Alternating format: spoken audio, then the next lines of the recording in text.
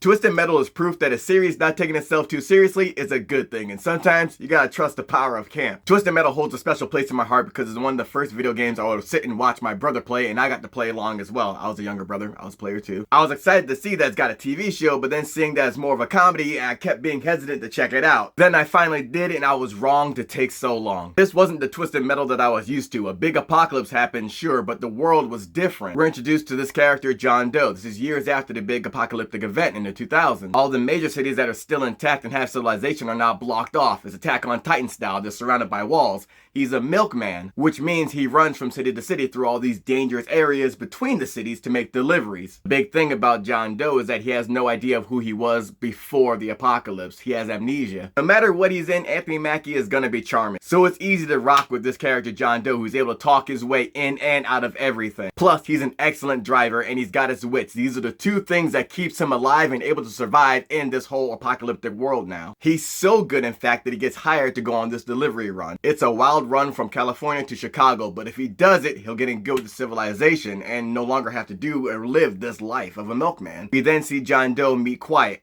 a second time, because the first time they met, she tried to rob his ass along with her brother. Her brother gets killed by these dudes trying to bring the law back, modeling themselves as policemen. Those lawmen are the reason her brother is dead, and she wants revenge, which brings her back to John Doe. She trying to rob this dude again, but they got bigger problems when Sweet Tooth shows up. And man, yo, just seeing this dude on the big screen, being played by both Samoa Joe physically and Will Arnett in the voice, I was invested. And we get these backstories on these characters, some new to the series and some old like Sweet Tooth. It's an incredible detail to see that Sweet Tooth is a theater kid and he was on a TV show when he was younger. Man was getting upstaged by a dog as a co-host, and all of a sudden people don't want to laugh at his jokes, so he killed the dog! And that extra element to his personality adds so much. Even though this show is so violent, it has so much heart.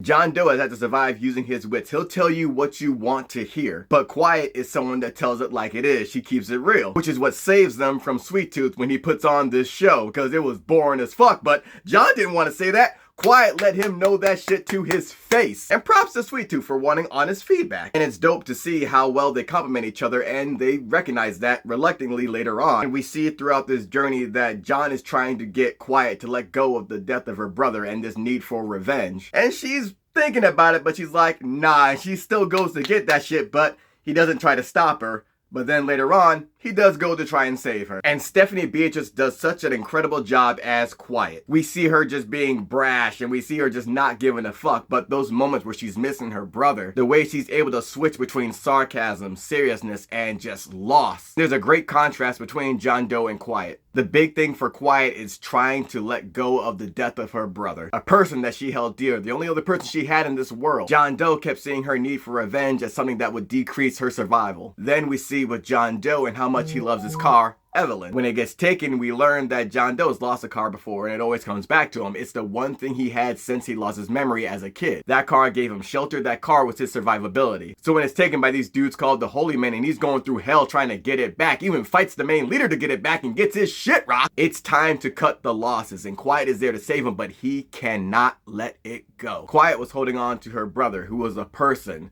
John Doe had no one to hold on to. This car, this inanimate thing, was his everything, which drives a rift between them because he's not going without that car. I love that rift between the two and then their reconciliation, because John finally letting go of Evelyn, that car that he loves so much, gave way for the new car, Roadkill, the one we know from the video game. So even though this series was doing a new bunch of world building, it was still bringing elements of the game into the fold as well, bit by bit. I also love seeing two folks gain trust for each other and become a team. I've always loved teams ever since I was a kid. A duo or a group is always the way to go for me. So seeing these two at first be at each other's throats, then John Doe and Quiet getting closer and really trusting each other was amazing. Especially because John trusts her so much that when he gets this new life, he wants her to come with him. And when that can't happen, Quiet is the one that forces John to go by shooting him in the shoulder. But then we see, even when you get what you want, sometimes it's not enough, or it's not what you actually need.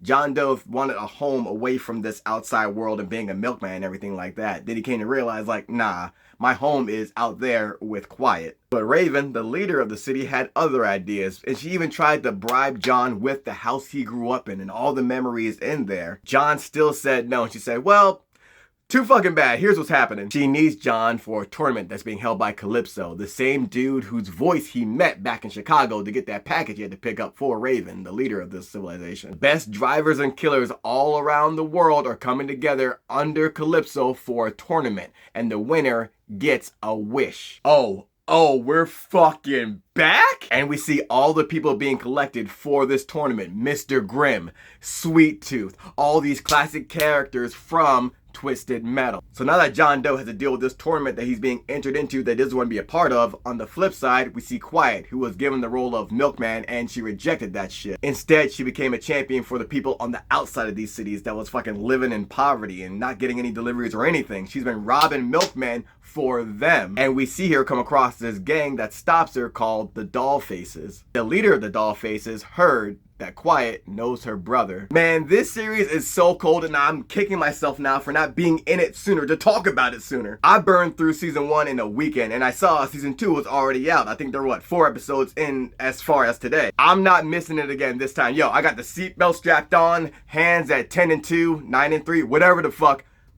I'm locked in.